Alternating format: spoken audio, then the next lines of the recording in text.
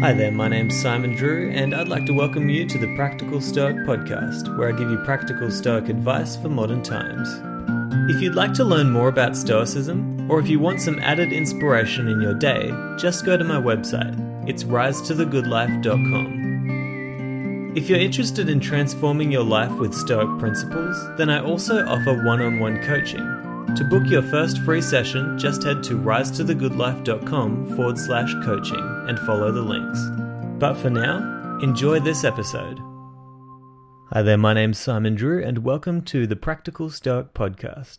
And in today's episode, we've got a really special interview with somebody who we've had recommended by many people around the Stoic community that we've got going here. And this person is Gregory B. Sadler. So for those of you who don't know him, I'll tell you a little bit about Gregory. So he is the president and co-founder of Reason.io. In his work, he engages in public speaking, content production, consulting, philosophical counseling, and he provides one-on-one tutorials. All of these activities are geared towards making resources of classical and contemporary philosophy available and accessible to non-philosophers, or in other words, putting philosophy into practice. Most of you will know him from his amazing YouTube channel, where he has well over 1,000 videos about philosophy, including some about Stoicism. He earned an MA and a PhD in philosophy from Southern Illinois University at Carbondale. And on top of that, he's been heavily involved not only in the philosophy community, but also in the Stoicism community, as an editor for Stoicism Today, and also as an author on modernstoicism.com. So in other words, he's a very exciting guest to have on here, and I hope that you guys are as excited to listen to the interview as I am to give it to you right now. So, without any further ado, enjoy this episode. Alright, so I'm so grateful that Gregory B. Sadler is here today with us for this interview, and I know that all of you in the community are going to be really looking forward to this interview. So, Greg, obviously, many of the listeners will already know who you are. But for those of the listeners who don't know you, could you tell us a little bit about who you are and what you do?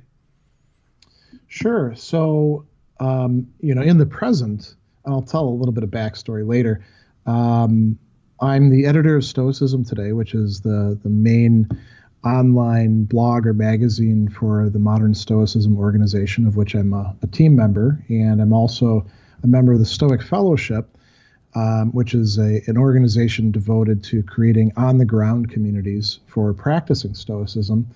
And I also have my own company, Reason.io. Through that, I do a lot of public speaking, content production, tutoring, philosophical counseling, a couple other different things. And then what else? I teach occasionally. I started out as an academic and transitioned out of that into doing more practical work, but I still teach occasionally for Marist College and sometimes for some other places as well. Yeah, awesome. And you mentioned the YouTube channel there. Like I know that a lot of our listeners will know you from your YouTube channel and all of your amazing videos that you have there. And for the purposes of this podcast, I wanted to know, how did you first get introduced to Stoicism? And I mean, we talked about this before the show, but for the listeners, do you consider yourself a Stoic? And if so, what was your conversion story? Okay. Well, it's a long story. I first read Epictetus when I was an undergraduate. And that is, so I started going to college in 1990, so that's a long time ago. And I think, I read Epictetus, the Enchiridion, and I read Marcus Aurelius's Meditations.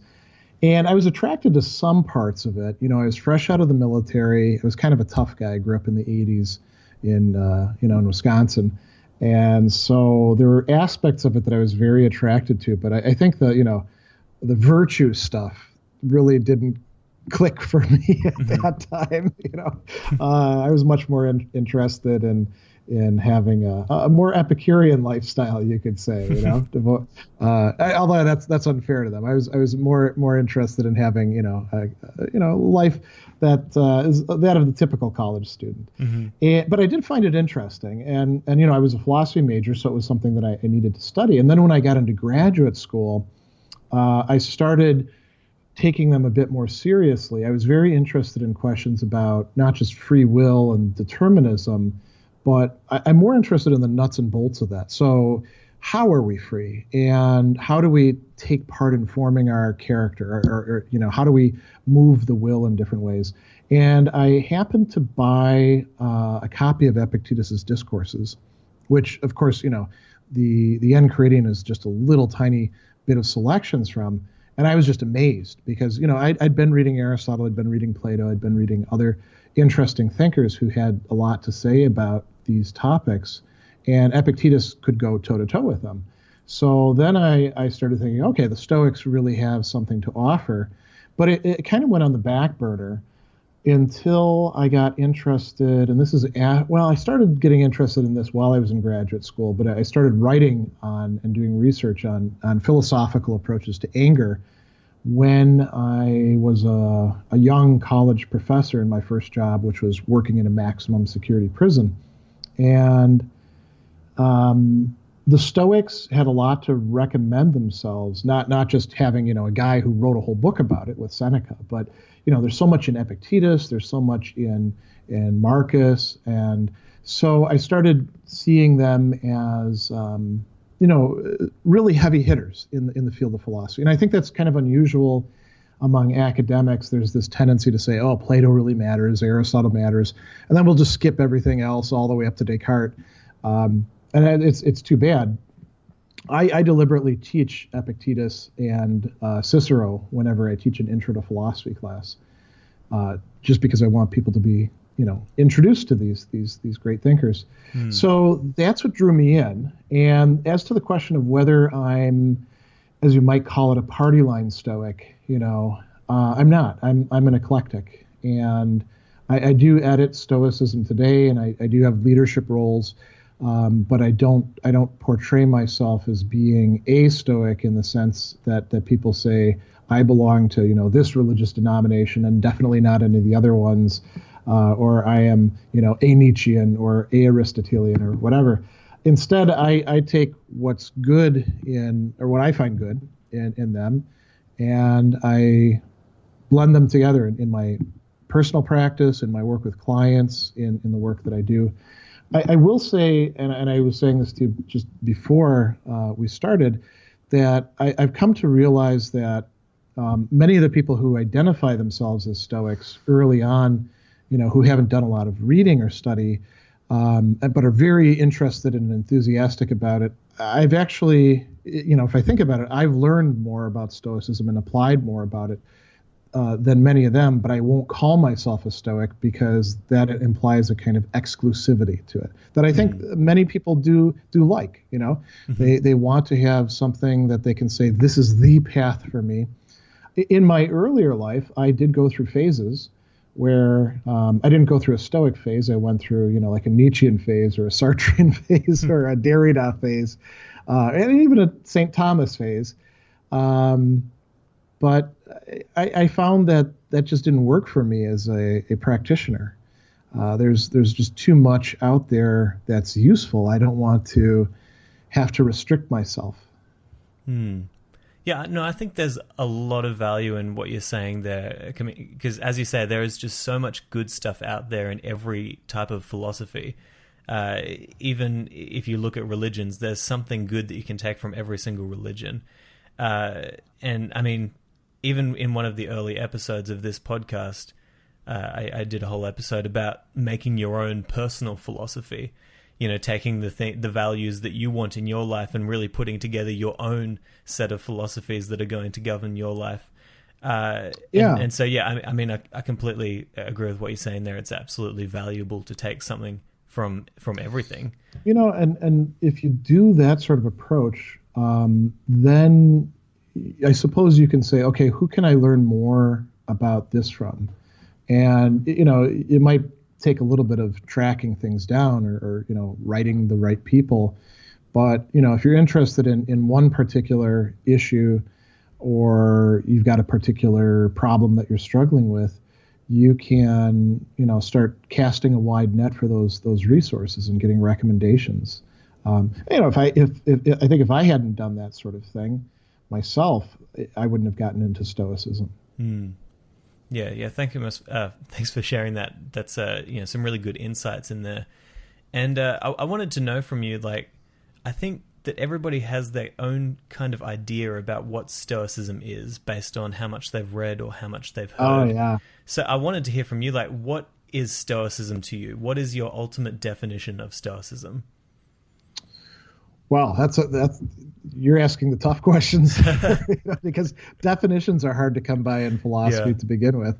Although people will give them to you, but they're usually crap. You know? And ultimate definitions, I don't know that I have. Well, even just like, what does it mean to you? You know, what does it mean in your life? So I think that if we're going to call things Stoicism, you know, particularly when we're thinking about modern Stoicism, we had a great online symposium about this question with members of the team back in the fall. It's got to have some connection to the ancient Stoics. Otherwise, let's just call it something else. You know, I'm not opposed to, by the way, to saying that we can go beyond those guys. I think we have to, but if we're not actually like reading Epictetus or Aurelius or Seneca and in conversation with them, then let's not call it Stoicism. So I'd say that's part of it. And then there's certain, you know, core ideas. A lot of people want to summarize Stoicism by saying, you know, it means virtue is the only good, and that's fine. But then that opens up a lot of other questions, like, okay, what does virtue mean? And, you know, the only good, what the hell does that mean? You know? So you have to do a lot of explaining. In a way, definitions are kind of like corporate mission statements. They sound good, but you have to do a lot of unpacking in order to make them do any real work. You know, some people want to identify Stoicism with Epictetus's dichotomy of control, and I think that's a very important part of Stoicism. As a matter of fact, you know, I'm going to defer to one of my friends and colleagues, Travis Hume, who is the guy who runs the Applying Stoicism group and who's got a very interesting writing project. As a matter of fact, you should have him on here.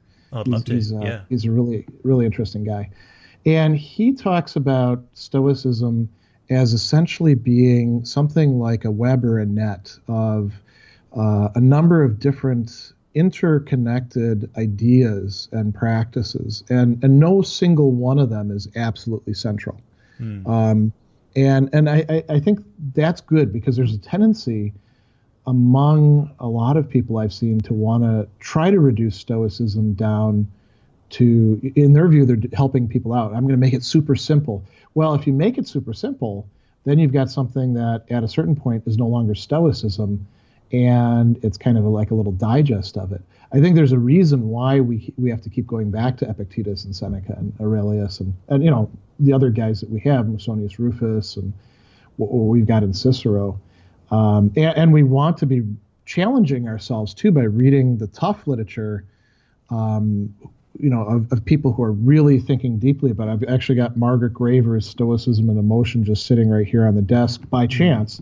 I'm not sure why I have it here right now. I guess I was using it for a project, but that's a really great book, but it's a challenging book, you know. And there you're getting Stoicism filtered through the lens of somebody who's been studying it for 30, 40 years, I would guess.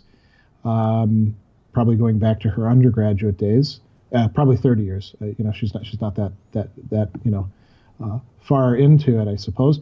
But you know, that, I mean, just reading that, I've been walking a client through that in tutorial sessions, and I've gained a lot by doing that because of her attentiveness and systematic approach to things. And that's kind of far removed from, I think, the very practical down to earth day-to-day stuff, but it informs it in a way. It should be something aspirational to read these kinds of texts, I think. Yeah, absolutely.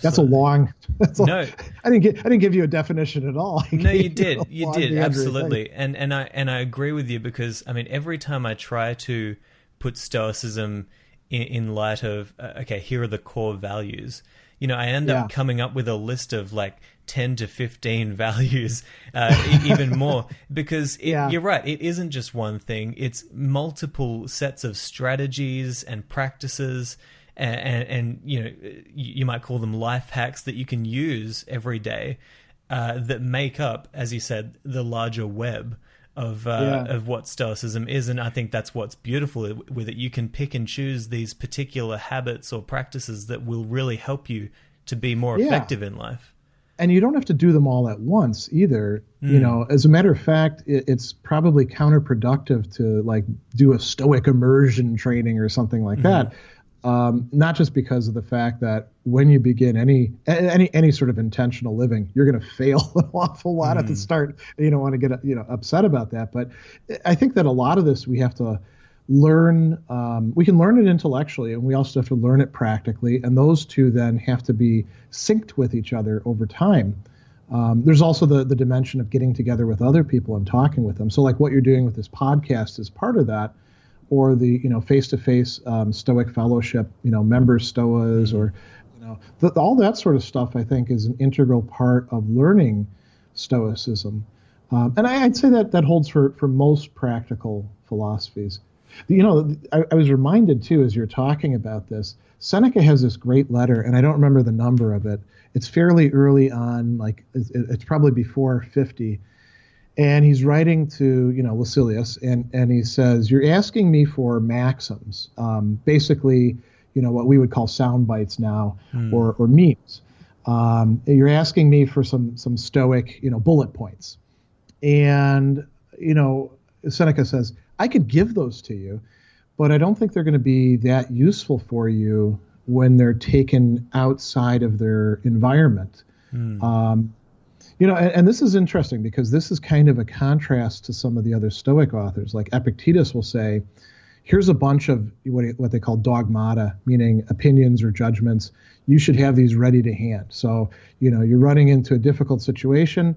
Think to yourself, okay, what capacities do I have to deal with this, right? You memorize these things. And Seneca is saying, yeah, you can do that, but without the what we were calling here the web, right? Supporting it, they're just kind of hanging out there by themselves. You're going to get something out of them, but you're not going to get the full potential that they offer to us. And we, to go back to this notion of like learning through doing, the more that we do it, the better insight we get into what we're actually reading and what we're trying to apply. Yeah, absolutely. And I think I really agree with what you were saying earlier about, not overdoing it, not trying to use everything at once, but this idea of really just taking what you need at the time. So you're struggling in your relationships, take a couple of practices from Stoicism and use them to the best of your abilities. In my own life, I could think of, recently I did an episode because I climbed up a mountain and I kind of bit off more than I could chew, and I was freaking out on the side of this cliff face because I thought that I could probably handle it, and it was very, very dangerous. If I had have fallen, I could have died. And so in those moments when I was climbing this mountain, I was like, okay, Stoicism, what can I use here? The trichotomy of control, the dichotomy of control.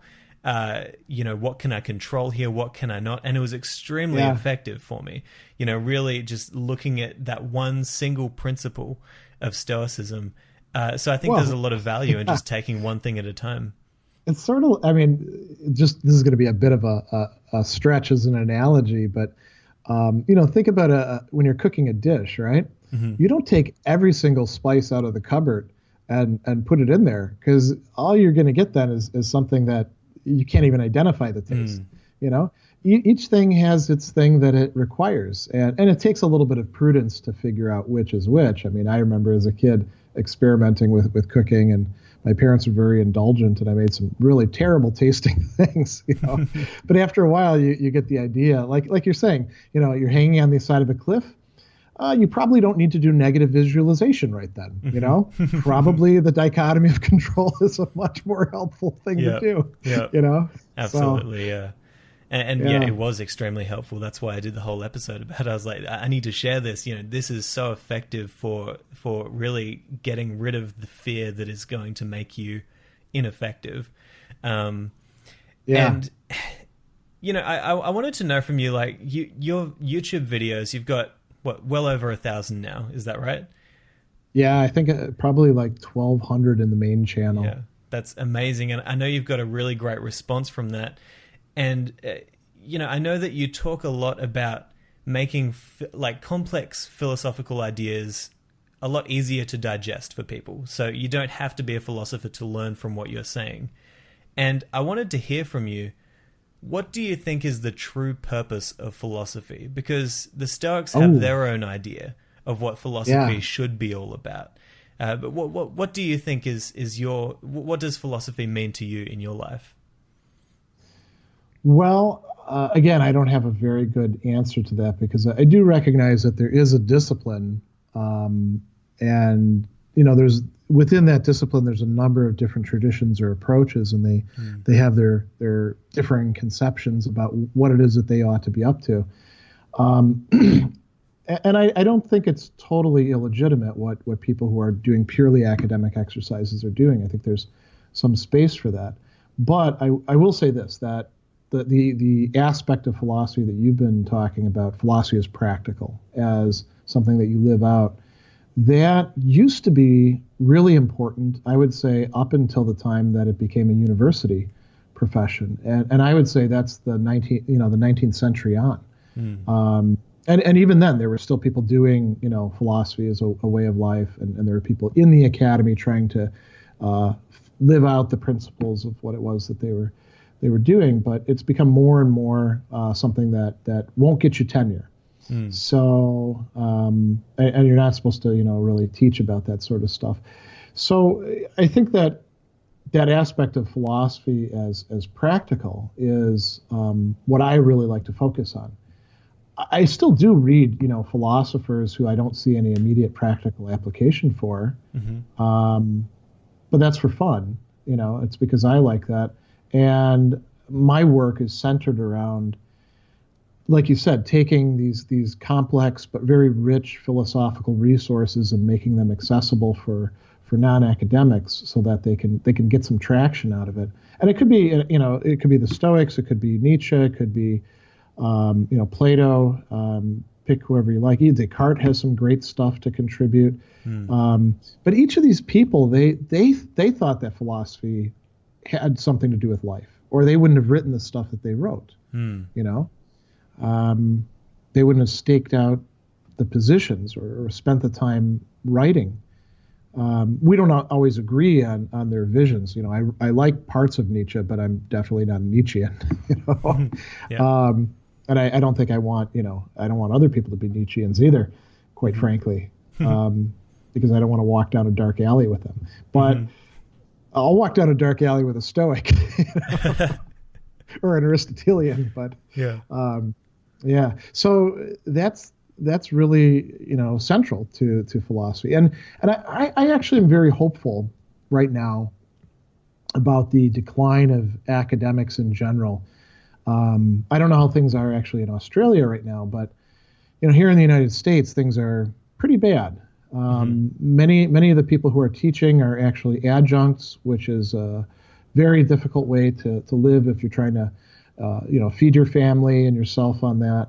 A lot of universities are cutting, not just philosophy, but the humanities in general. And, in my view, that's understandable, because if you have a profession where you're basically telling people, oh, this is too much for you to understand, unless you major in this, we're not going to, try to make the case for why this is important and connects to things that you can relate to. Don't be surprised if they cut your funding. That doesn't mean that we can't practice philosophy outside the academy. And I think that, what we're seeing through the internet, I mean, again, your podcast is a great example. We have all these great, conversations and resources and even places where you can take whole courses. I offer online courses. Donald offers online courses. And you've got all this outside of the academic framework. And we can move very quickly. I've been asked, would you ever go back to full-time academic work? And my answer is always, wow, it would have to be like a really great job for me to do that, because I can't stand the fact that, if I want to teach a class in a regular academic setting, that's not already in my roster, I have to get permission from this person and propose it and do all these things. Out here in the non-academic world, if I want to teach a class on the Stoics, I build the class. I offer it to people. They either purchase the class or they don't. And it's up to me. So I think a lot of academics don't want to make that sort of transition to a more entrepreneurial life because it's kind of scary, frankly. You have to assume the risks yourself, but it's so much more enjoyable. And if you look at the people who we study in philosophy, a lot of them were doing exactly that. And Plato opened his own school, right? Aristotle did the same thing, and Aristotle probably didn't have as many resources as Plato. He opened up a school where he couldn't even own the school. As a matter of fact, Zeno, not being a citizen, wouldn't have been able to own. That's probably why he did it in the Stoa. He wouldn't have been able to own the grounds of any place where he was teaching. But they did it, and we can say the same with thinkers like Hobbes and Descartes and Hume. This was sort of the common way of doing things until we had this interesting shift towards academics. And the last thing I'll say about this, I don't want to make it sound as if I'm down on academics. I think that there's a role for that. It is a shrinking role, but I like reading academic books and talking with my academic colleagues. So I don't want to knock them and try to imply that they don't have any point. But this is what I want to do. And I if you'd asked me 10 years ago, would you want to do the sort of thing that you're doing today? I would have looked at you like you're crazy and said, no way. I'm going to be up for early tenure and promotion soon. And, moving into administration. I didn't, pick the entrepreneurial life just for its own sake. I did it in part because I was in a long distance relationship with my now wife, and we were tired of doing that. So I needed to head up to where she was and then find a way to make a living. But it's really grown on me, Yeah, absolutely. I think a lot of what you're saying there is really resonating with a lot of people. Even just the idea of, obviously philosophy in universities might be dying out slowly, but you might expect that, seeing as if anybody wants to learn about Stoicism or philosophy in general now, you don't need to go to a university. You can go look at your podcasts. You can go and look to YouTube channels like the one that you have, and you can learn from incredibly smart people like yourself who are putting information out there in a way that people can understand it. And I think that is so valuable.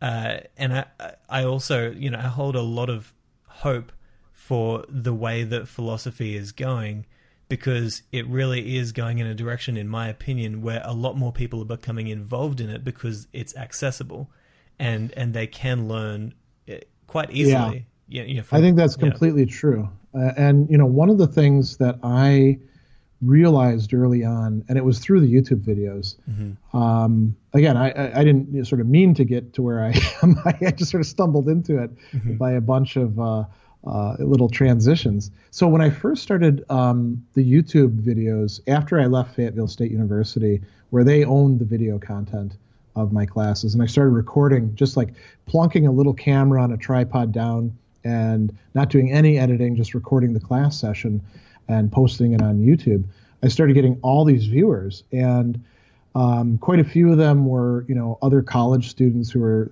saying these kind of sob stories, like, oh, I'm in this class and my instructor won't explain anything, and thank God, that I got to see you talking about Plato, because he's making me write a paper on this, and I had no idea what the hell's going on in this dialogue, right? And that's a sign of something going wrong with academia.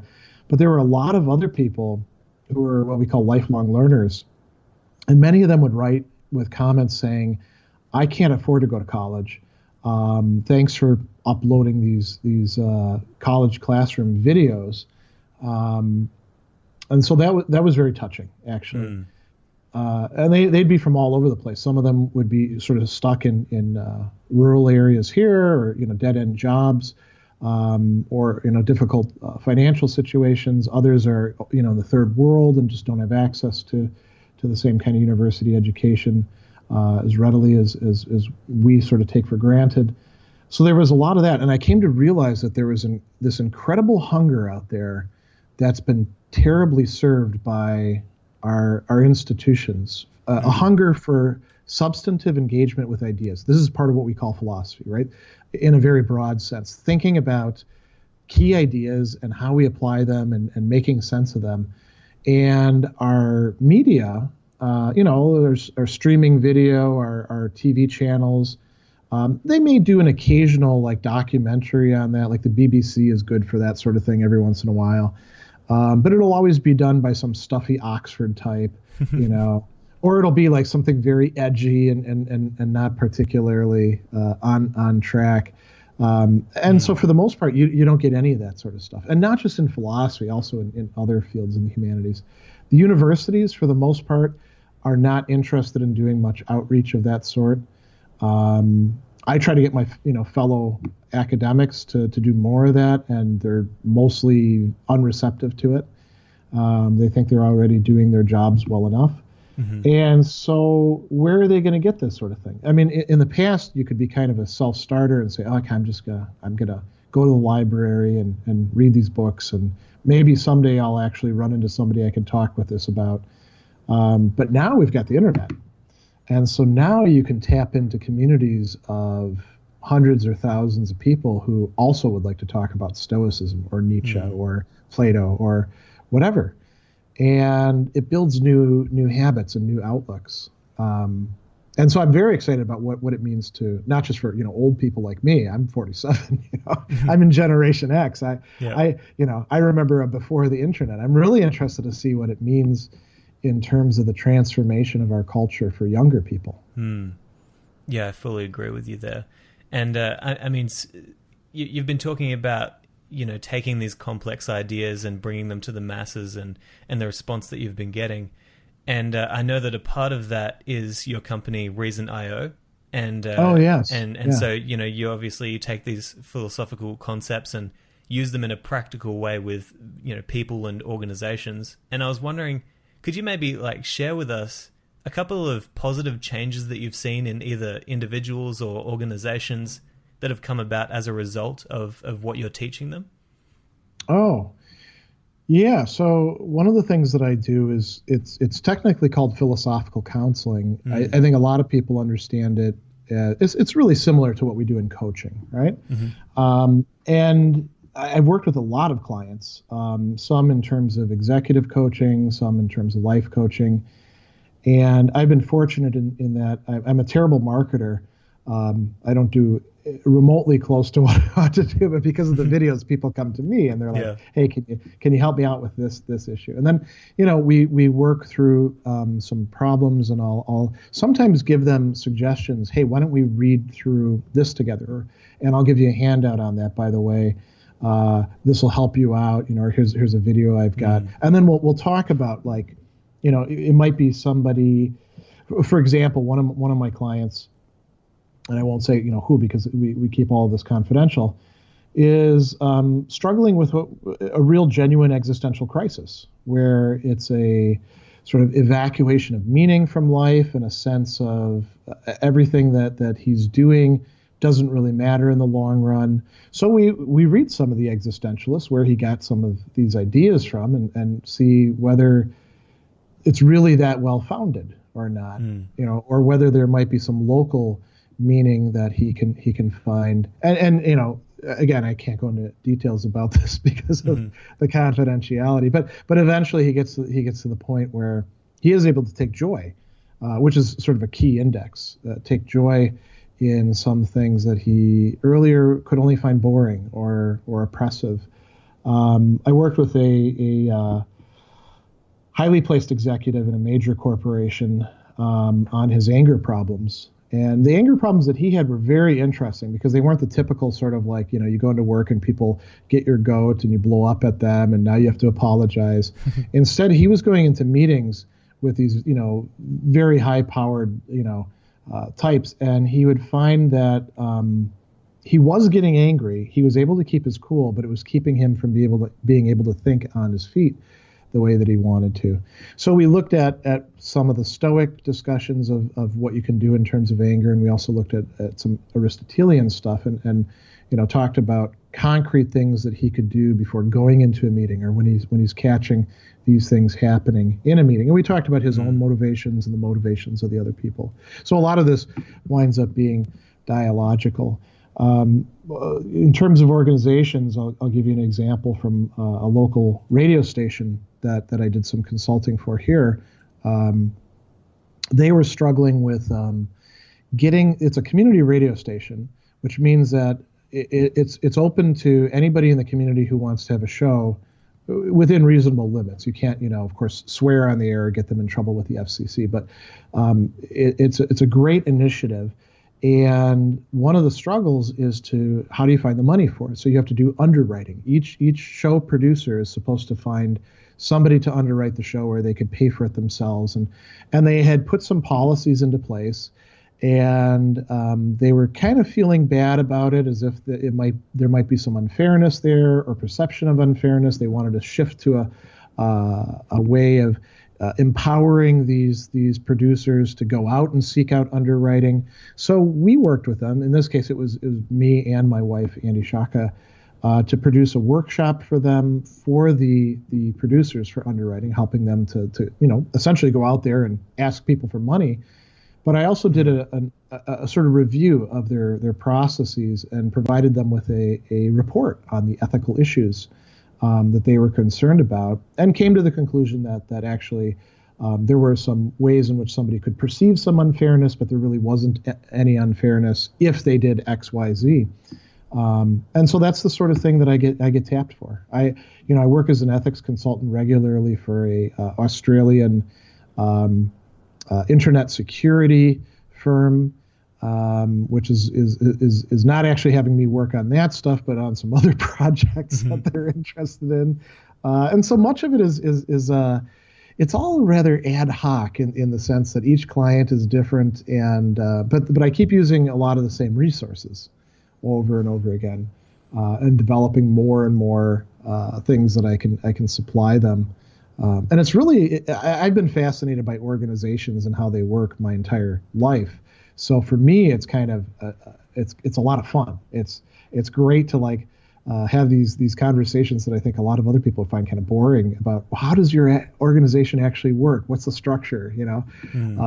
I get into that, and I get into that because Aristotle or the Stoics or Thomas Aquinas help us to actually understand the part-whole relationships, or the means-ends relationships, or how the habits and the assumptions that people have play into this dynamic or that dynamic. I find that stuff fascinating, So I made a living at it, Yeah, I love that. And, I really, really love that you are taking these ancient 2,000-year-old philosophies, and now you're using them to help, for example, a security firm, you said, in Australia, with modern day problems. And that's what really drew me to Stoicism, for example, is that these are such old concepts, but in a way they're so applicable in today's society.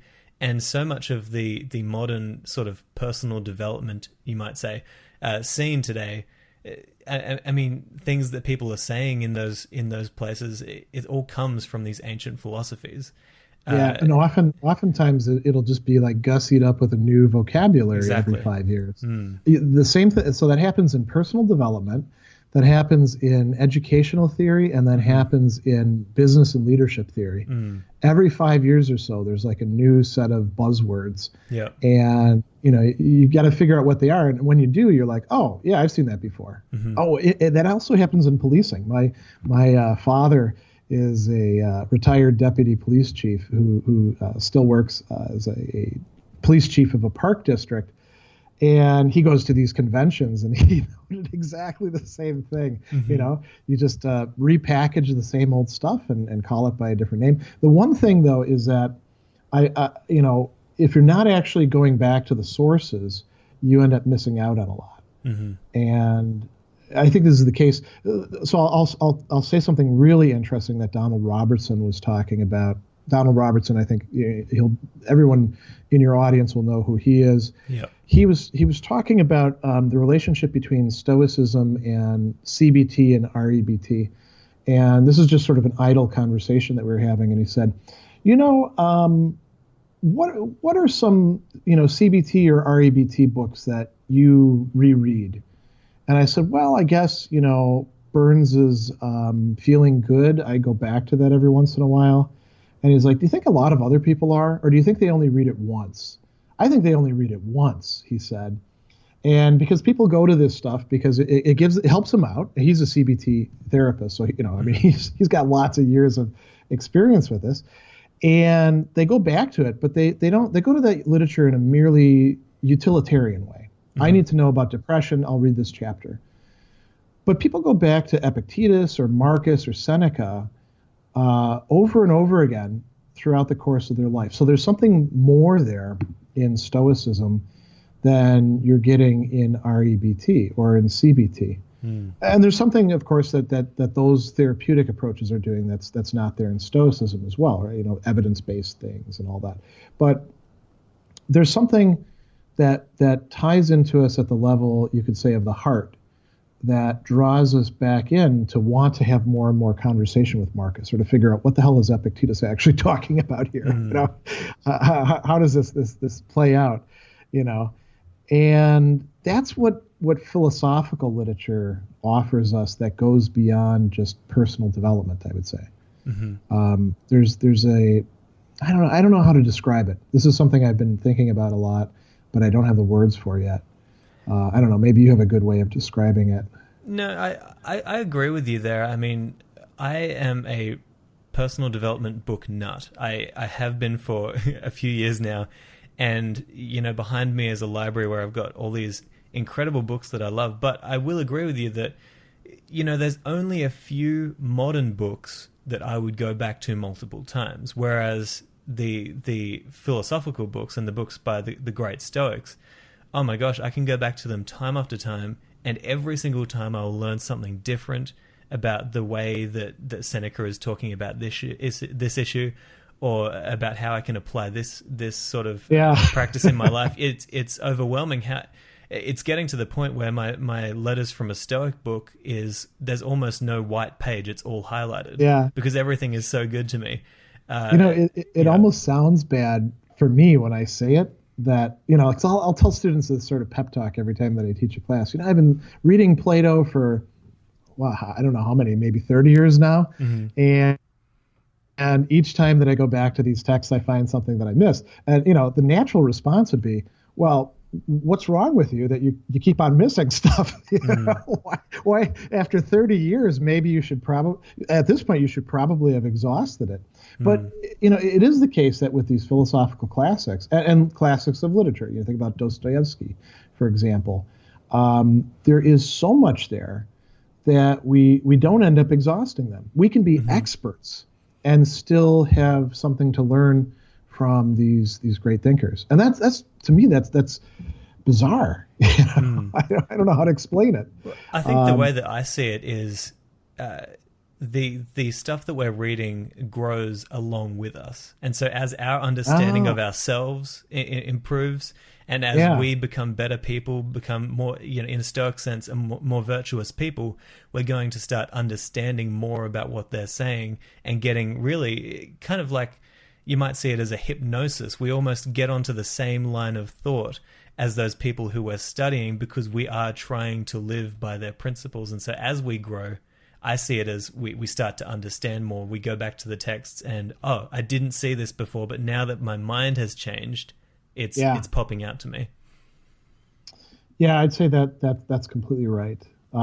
We have to be in the right state to be the right kind of readers. I mean, it's not that we can't learn anything, but and sometimes I don't want to say that this is a thing that applies across the board, because there can be some very, very mature young people. But I know that for myself, I was not a mature young person when I was young, and there's a lot of things that now I can more fully appreciate. in my 40s than I could in my 30s, or let alone my 20s or my teens. Mm-hmm.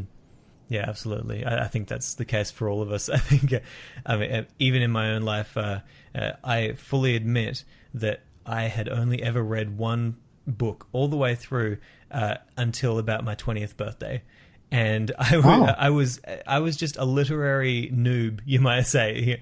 And and you know, I went to a seminar and somebody mentioned that information changes situations, and those 3 words just completely stuck with me for some reason. And over the next year, I read about 85 books or something like that. I just went crazy trying to get to make up for lost time.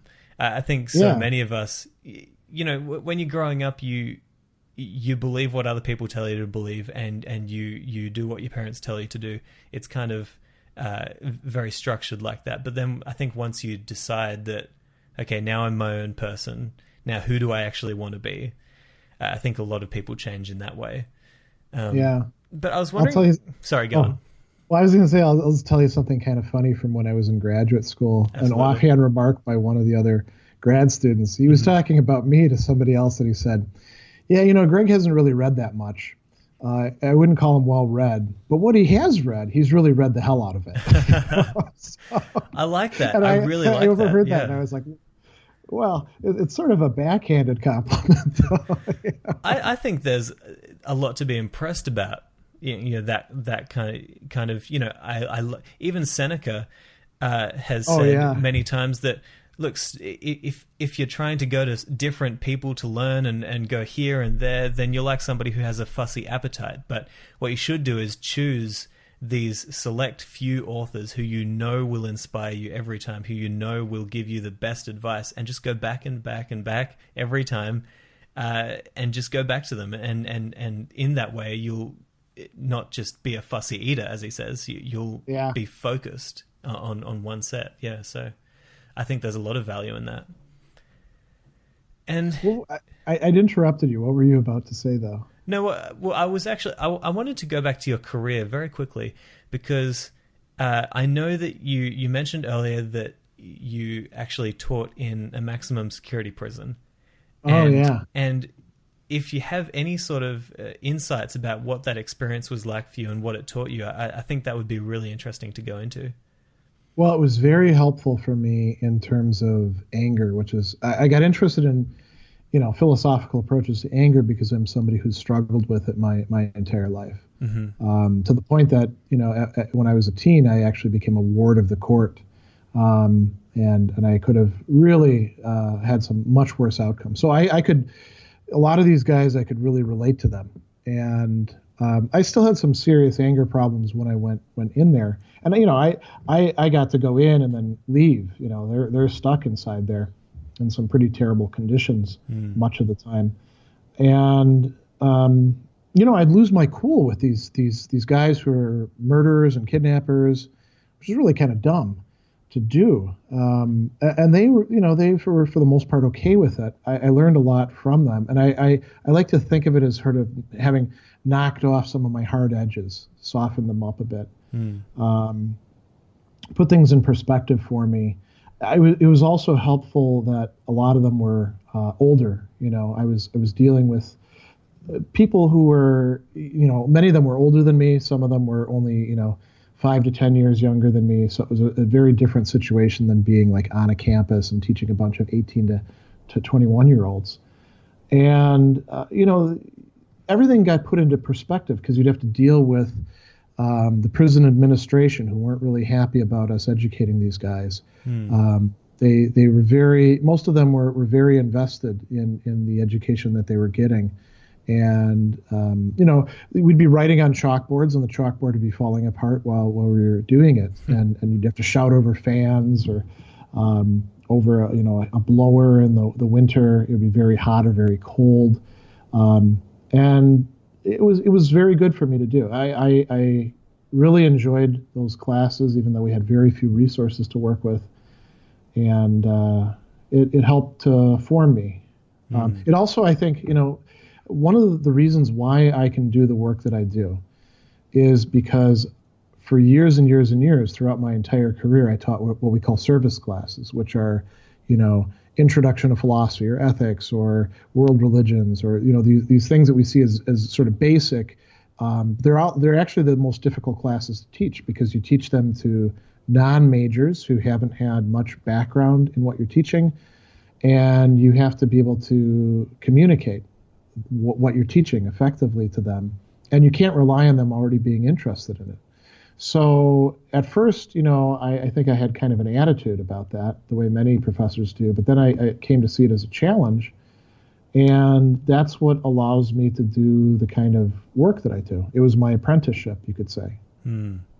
Yeah, absolutely. And thanks for sharing that. I can't even imagine how, life-changing that experience would have been. It kind of reminds me of the Stoic practice of kind of putting yourself in a situation that might be possible in the future. That negative visualization. And it's not really along those lines, but I mean, you're in this maximum security prison. You're seeing what some people have gone through. Some people are in there because they've done terrible things. Some people might have been in there because they just got the wrong judgment and they didn't do anything, but now they're in there. And I could absolutely see that as something that would have given you an amazing perspective on really how precious life is.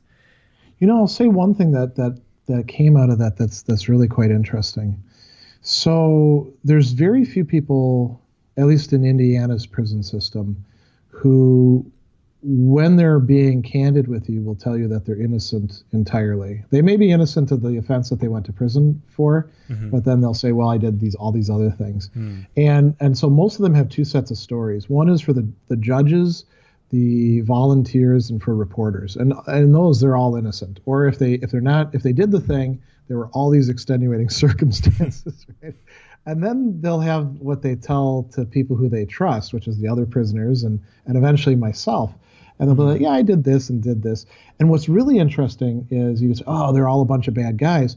Well, they have done bad things, but they do have some sort of moral sense, and they make incredibly fine distinctions within the prison about how each other act and what they ought to do. There's a kind of code that one is supposed to follow.